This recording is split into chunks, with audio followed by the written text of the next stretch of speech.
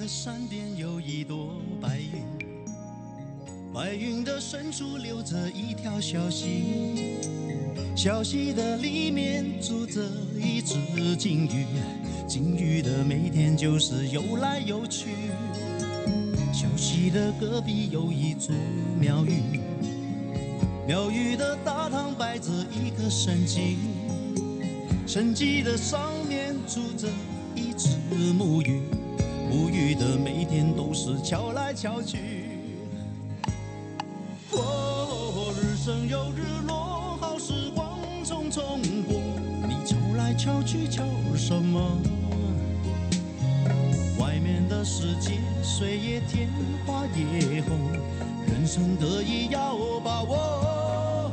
哦，潮起又潮落，风舞情浪汹涌，游来游去有什么？